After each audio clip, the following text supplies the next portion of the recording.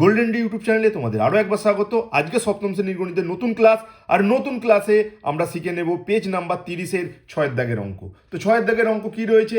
দুটি বাড়ির দামের অনুপাত 4:3, দ্বিতীয়টির দাম বলা হয়েছে 4,20,000 টাকা। তাহলে প্রথম বাড়ির দাম কত হিসেব করতে হবে।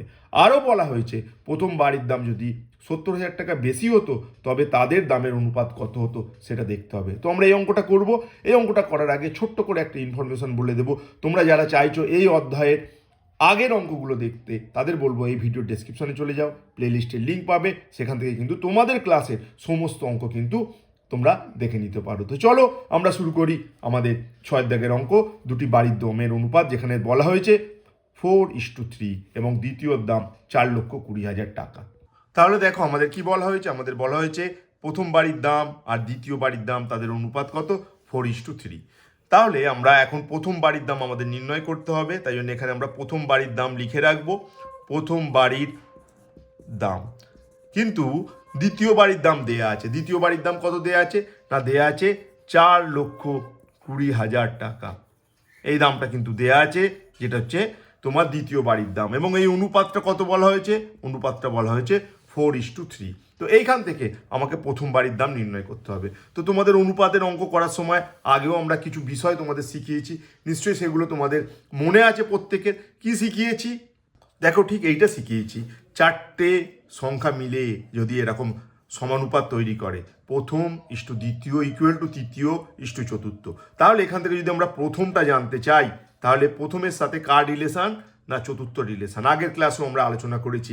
তাহলে প্রথমের সাথে যেহেতু চতুর্থ রিলেশন, চতুর্থ নিচে আসবে আর এখানে দ্বিতীয় আর তৃতীয় ওপরে গুণ হবে। ঠিক একইভাবে চতুর্থ কেউ যদি নির্ণয় করতে চায়, যেহেতু প্রথম আর চতুর্থের রিলেশন, তার জন্য প্রথমটা নিচে চলে আসবে আর ওপরে দ্বিতীয় আর তৃতীয় গুণ হবে। আর দ্বিতীয় আর তৃতীয় একইভাবে রিলেটেড। কেউ যদি দ্বিতীয় নির্ণয় করতে চায়, তাই দ্বিতীয় তৃতীয় রিলেটেড বলে তৃতীয় এখানে আসবে, প্রথম চতুর্থ গুণ হবে।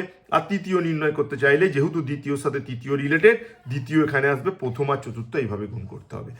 কিন্তু আমাদের এখানে প্রয়োজন এই প্রথমটা আমরা নির্ণয় করব। প্রথম বাড়ির দাম তো প্রথমেই আছে, প্রথম দ্বিতীয় তৃতীয় চতুর্থ, আমরা নির্ণয় করব প্রথমটা।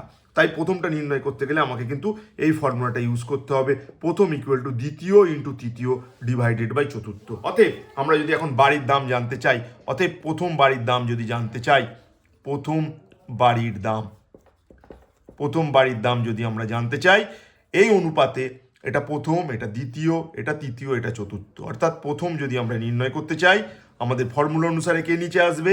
চতুর্থ। আর এখানে কে থাকবে? এখানে দ্বিতীয়, এখানে তৃতীয়। এই কথা মনে রাখতে হবে। আর দ্বিতীয় হিসাবে কে বসবে? দ্বিতীয় হিসাবে বসবে 4,20,000 টাকা। তাই আমরা বসিয়ে নেব 4,20,000, 20,000 টাকা বসিয়ে নেব। তৃতীয় হিসাবে কে বসবে? তৃতীয় হিসাবে কিন্তু 4 বসবে। আর চতুর্থ হিসাবে তোমার 3 বসবে। এবার আমরা এখানে কাটাকুটি করব। তুমি যদি কাটো, 3 1 3, হাতে 1 থাকবে, তার মানে 3 4 12, তোমার 3 4 12 মিলে যাবে। তারপর শূন্যগুলো আসবে, যতগুলো শূন্য আছে 4টে শূন্যই আসবে। এখানে 1,40,000 হবে। আর 4 গুণ করলে 4 14 56, তার মানে এটা হয়ে যাবে 5,60,000। 4 14 56, 5,60,000 টাকা হয়ে যাবে। অতএব আমাদের যে প্রথম প্রশ্ন করা হয়েছিল, যে কি প্রশ্ন? না, প্রথম বাড়ির দাম কত, সেটার আনসার কিন্তু আমরা দিয়ে দিয়েছি। প্রথম বাড়ির দাম কত? 5,60,000 টাকা। তাই আমরা লিখে নেব, অতএব প্রথম বাড়ির দাম, প্রথম বাড়ির মূল্য কত?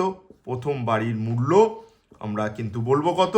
আমাদের ক্যালকুলেশন করে কত এসেছে? প্রথম বাড়ির মূল্য সমান আমরা বলবো 5,60,000 টাকা। তো এর সাথে আরও একটা প্রশ্ন জড়িত রয়েছে। কি প্রশ্ন? যদি প্রথম বাড়ির দাম 70,000 টাকা বেশি হতো তাহলে দুটি বাড়ির দামের অনুপাত কত হতো? তো সেটা আমরা নির্ণয় করবো এরপর। তাহলে দেখো, প্রথম বাড়ির মূল্য যদি আরও 70,000 টাকা বেশি হতো, তার মূল্য কত হতো? তার মূল্য হতো কত?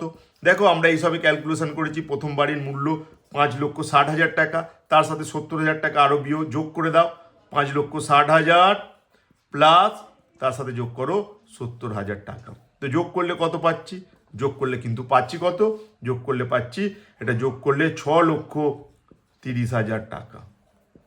যোগ করলে 5,60,000 প্লাস 70,000 তুমি যদি যোগ করো, এইভাবে 5,60,000 আর তার সাথে যদি 70,000 বসিয়ে নিয়ে তুমি যোগ করো, যোগ করলে কত পাবে? 6,30,000 টাকা। তাহলে সেই পরিস্থিতিতে প্রথম এবং দ্বিতীয় বাড়ির দাম কত হতো? তাহলে তখন নির্ণয় অনুপাত আমরা কি লিখব? তখন নির্ণয় অনুপাত। নির্ণয় অনুপাত কার অনুপাত? না প্রথম বাড়ির দাম আর দ্বিতীয় বাড়ির দামের অনুপাত। প্রথম বাড়ির দাম কত দেয়া আছে? প্রথম বাড়ির দাম এখন হয়ে গেছে 6,30,000 টাকা। আর দ্বিতীয় বাড়ির দাম দেয়া আছে কিন্তু 4,20,000 টাকা। তো এখানে আমরা যদি 1000 দিয়ে ভাগ করি, দেখো সব কটা শূন্য চলে যাবে। এটা থাকবে কত? এটা হবে 63 আর 42।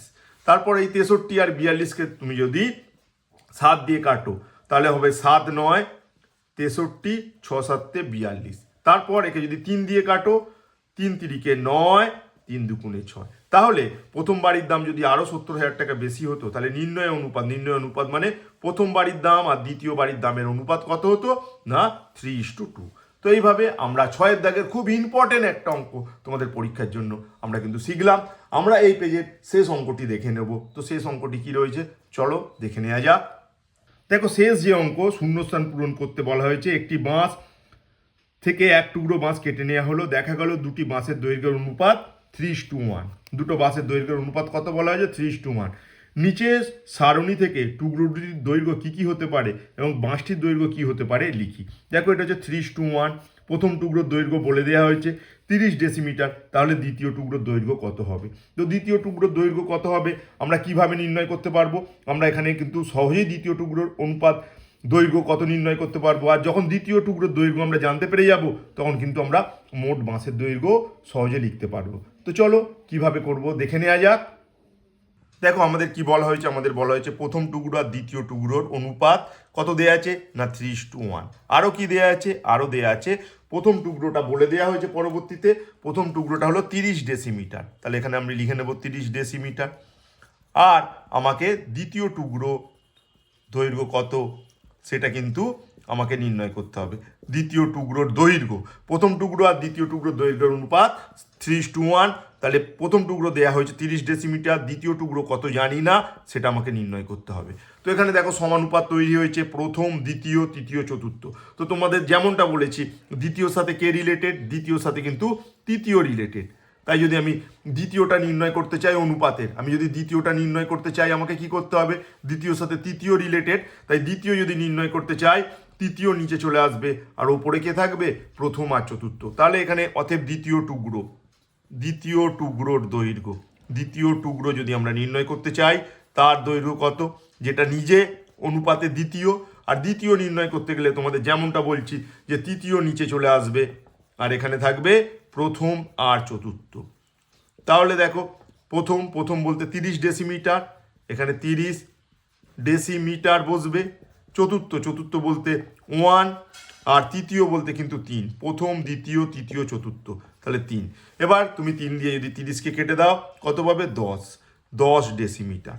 তাহলে আমরা কি বলবো? আমরা বলবো দ্বিতীয় টুকরোর দৈর্ঘ্য, যেটা আমাদের শূন্যস্থান পূরণ করতে হবে। দ্বিতীয় টুকরোর দৈর্ঘ্য কত? দ্বিতীয় টুকরোর দৈর্ঘ্য কিন্তু আমরা বসিয়ে নেব 10 ডেসিমিটার। তো নিশ্চয়ই বুঝতে পারছো কি করে 10 এলো। চলো আমরা শূন্যস্থানে বসিয়ে নেব।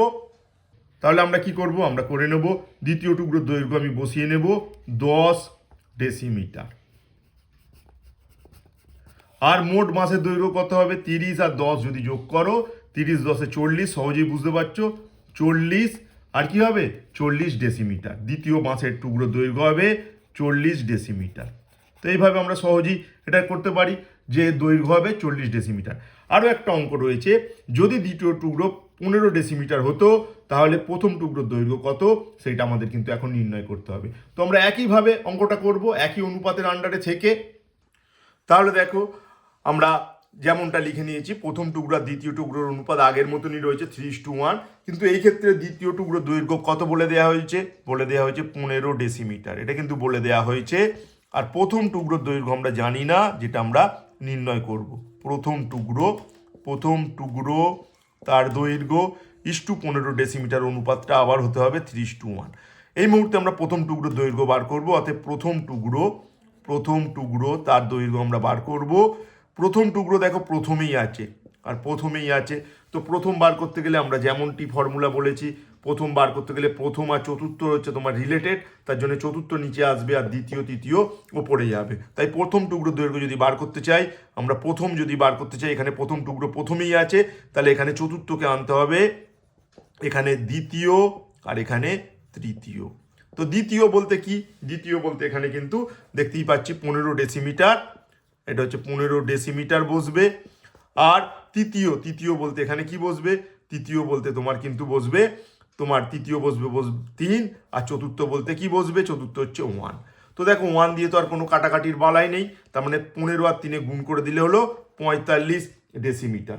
কত হবে প্রথম টুকরোর দৈর্ঘ্য? প্রথম টুকরোর দৈর্ঘ্য কিন্তু হয়ে যাবে 45 ডেসিমিটার। তো তার মানে আমাদের যে শূন্যস্থানটা রয়েছে সেখানে প্রথম টুকরোর দৈর্ঘ্য হিসাবে আমরা কি বসিয়ে নেব? আমরা বসিয়ে নেব 45 ডেসিমিটার। তো কিভাবে 45 ডেসিমিটার পেলাম নিশ্চয়ই সকলে বুঝতে পেরেছ। চলো আমরা শূন্যস্থানটিতে বসিয়ে নিই 45 ডেসিমিটার।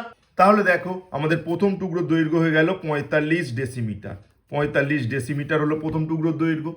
আর এখানে 45 আর 15 যদি যোগ করো, 45 আর 15 যদি যোগ করো, আমরা পাবো কিন্তু 60। 45 আর 15 যোগ করলে আমরা কত পাবো? আমরা পাবো 60। তার মানে পুরো বাঁশটা কত হবে? প্রথম টুকরোর দৈর্ঘ্য 45, দ্বিতীয় টুকরোর দৈর্ঘ্য 15, টোটাল বাঁশটার দৈর্ঘ্য হবে 60 ডেসিমিটার।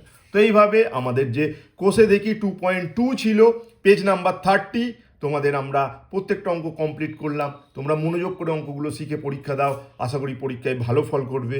তো আজকের পর্ব এখানেই শেষ করছি, নেক্সট ক্লাসে আবার দেখা হবে তোমাদের সাথে নতুন অঙ্ক নিয়ে। ধন্যবাদ।